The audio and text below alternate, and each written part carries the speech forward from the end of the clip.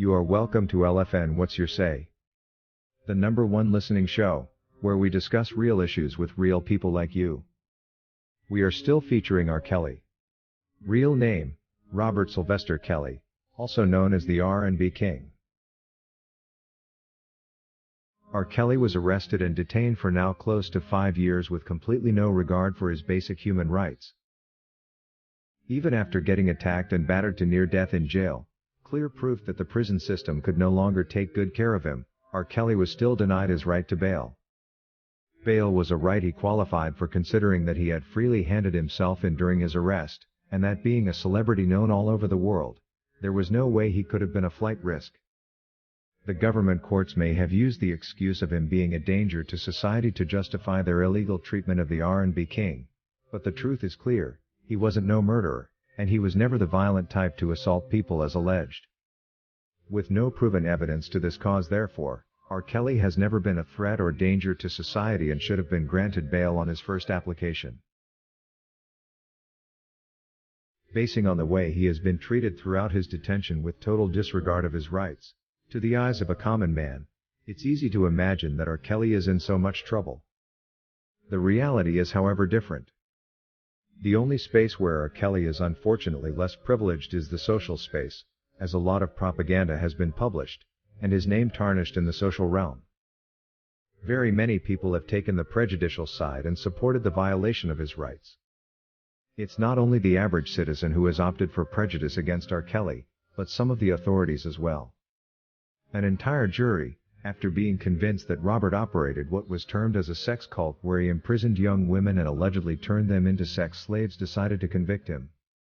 This they did with completely no regard of what the law says, what it terms as crime, and how exactly his case should have been approached.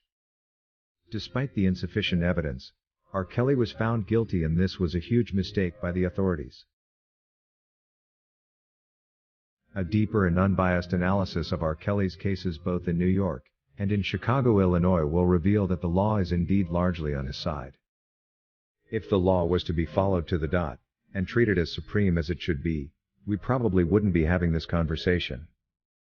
Reading the case transcript from the New York trial shows a collection of evidence arraigned by prosecution before court with completely no proof.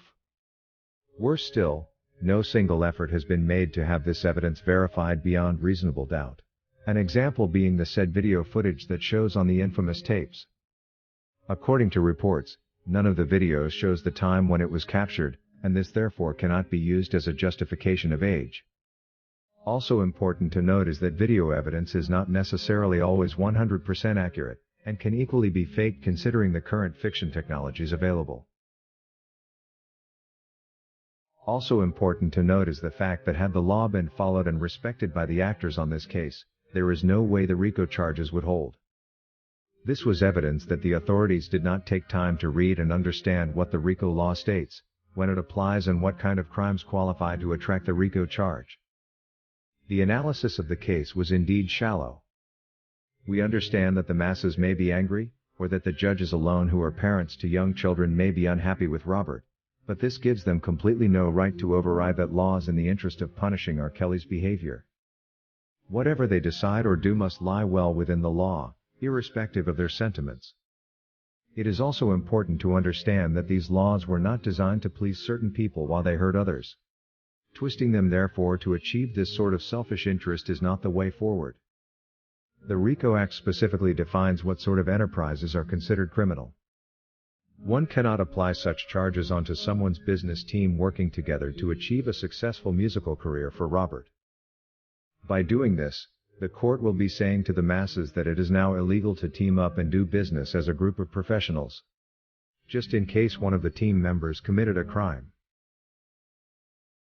The laws indeed favor that R. Kelly be set free, or that he be charged for one or two things, but not all the 10 counts indicated in the New York verdict. Indeed, the laws are so much on R. Kelly's side than the world may ever imagine. Sadly though, there is a group of people who are choosing to satisfy their desire to punish Robert, and make sure he never sees the light of day again, and they are trying to achieve this by putting the laws aside, and resorting to their personal interpretations to pass judgment. It's however important for them to remember that much as they may delay Robert's justice, They cannot rewrite the laws to suit them, and eventually, the law shall take its course to see R. Kelly regain his freedom. According to Solomon Williams, even though Kells did a bunch of wrong and distasteful things in his life, does it mean violating his rights? Violating any citizen's rights, whether black or white, is completely unacceptable. Surprisingly though, so many white men walked away without facing similar charges for the very same things R. Kelly is being alleged to have done. This leaves us wondering who is really the judge here. Is it God, or America? According to Xavier Smooth, these people took all this man's money and now they are out to take his life too? This is very unfair. I had imagined the judicial officials would all act professional and follow the law as it is, but I am so disappointed to see that they have instead put the laws aside, and chosen to satisfy their emotions and sentiments against the R&B king. All this evil being done against R. Kelly is just too much for some of us to witness. Exactly how do these people sleep at night? I wonder. I don't understand how they plan to live with this guilt should anything bad happen to Robert. This makes me realize that some people are grossly inhumane. According to Mr. Rock, I really doubt R. Kelly is as bad as they want him to look. It looks like they are just trying to break him down and get a hold of his precious music catalog.